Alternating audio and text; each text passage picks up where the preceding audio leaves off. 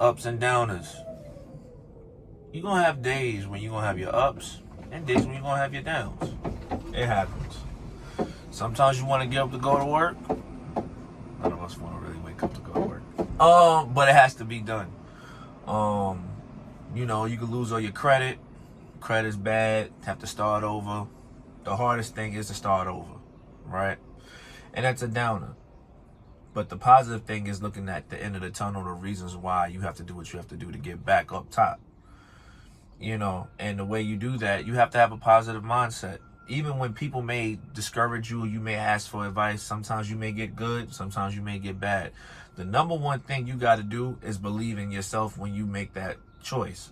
And if it's a wise choice for you, that's going to propel you up in a higher regard for your life, not nobody else's. Because at the end of the day, you got your own life and you only got one life, and you got to make the most of it. And like I said, the number one thing you should do before going to advice for anybody is asking God for advice. You know, just pray to Jesus and say, hey, this is the situations I have. I'm trying to understand. Whatever you feel is right for me, Lord, please put me in the right direction. I think that's the most important thing in the world, you know. And you know, if God's willing and it makes sense, you'll get there if he sees fit. But just know some things come fast, pause, or some other situations could actually happen later on down the line, because you have to go through a process before you get there.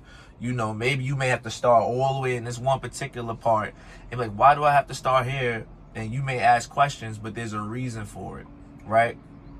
I had ups and downs. You know, I've had situations. I remember when my son became type 1 diabetic, you know, at 2.5 years old, going on 3.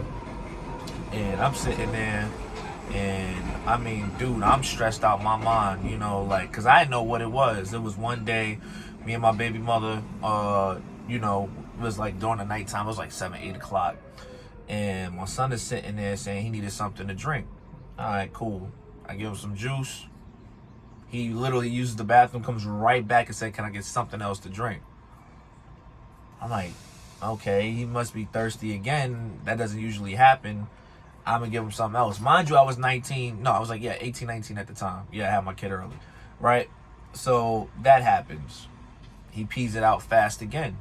Stresses me out. I give him water. He does it again. So then I go over to my baby mother. I go, hey, I don't know what's going on, but he's just peeing consistently. I don't know what the situation is. So she knew at the time medical better than I did, because I didn't really know it, right?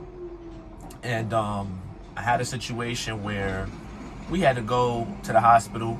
We go to the hospital. They go and check his sugar level. The sugar level said high, the first one, and then they did, I believe, like a urine test or something like that. Come to find out, he was 997. Now, at the time, I did not know nothing about diabetes. I'm being honest. I was 18, 19. I worked for the board of education. I was a totally different person. Like, not trying to be rude, I was able to obtain information, but let's just say at the time at 18, 19, I just didn't have that on my radar, you know. I just felt I had a good, decent job. I paid decent. Whatever the situation is, we could take care of it. But didn't know he was about to die. You know what I mean? And the thing about it was, you know, they was asking him questions. He was having a full conversation with him at 997. I remember the nurse sat there, looked at us, and was like, there's God in him, because there's no way why he should be moving right now. Cool. We get to the hospital. They thinking maybe his pancreas is not acting correct or whatever the case may be. You know, I didn't know what that was. Again. And it was like, yeah, it's not producing enough insulin. It's not breaking the sugars down. And they gave him, you know, man-made insulin. They started giving him these shots. That freaked me out, because now I knew that it was real. At the time, my baby mother was just like, this is something really, really serious. And I kind of thank myself not being so informative at that time, because it gave me a positive outlet about the situation, because I always looked at it as a positive thing, like, we'll get through it, whatever the case may be. And I remember, like, going through it still, because reality kept hitting, was that he kept getting these shots. They had to keep checking him every 2 hours. You know, he didn't have a sustained sugar level. You know, he'll eat something, skyrocket. You know, they thought that the insulin would reset it to where his pancreas would work on its own. Didn't happen. And it just got to a point where you know, I remember I was just being upset. I remember being sad, you know, and all of that. I remember finally it hit me, and it dawned on me. Even though I was having a low, and you know, you're not supposed to question God about anything, and don't.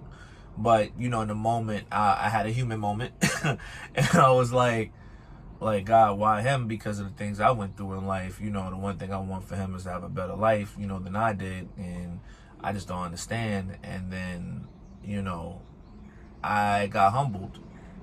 They ended up moving his room where the diabetes section was to the cancer, like, last level area.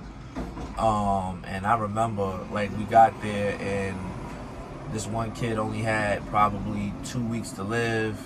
The parents' face that was going through it, I can't even fathom what they were going through.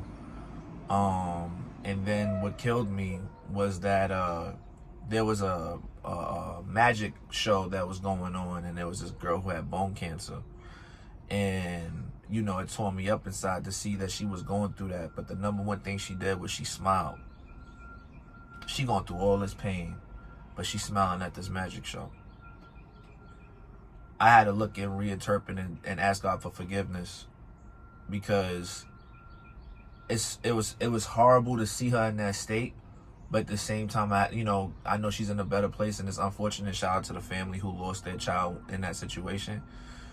But it made me realize, God made me realize that, oh, you want to complain about this, that, and the third, but your child still could live.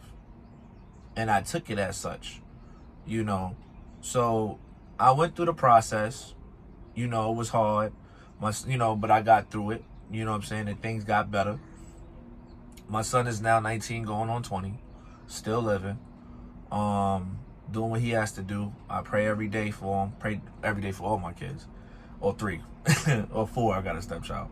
But, like, I pray for all of them, and at the end of the day, even though you may, you start off positive, you may have moments where you want to go down that path of having an up and down. You're going to go through some downs, but even through the downs, you got to stay positive. And I know it's easier said than done, but the positive thing is calling on God and asking God to help you through. And he'll make sure that you get there. You know what I mean? And you just got to take it one day at a time.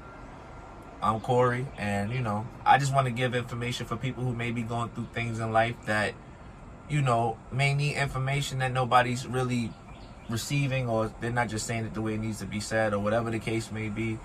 But I'd rather give that information so you have that, So peace and love and blessings, and I wish y'all the best. And today is Monday. Try to make the best out of it. If you're able to go to the gym today, go to the gym. Know what I'm saying? Get your reps up, all right? You guys have a great day. Take care. God bless.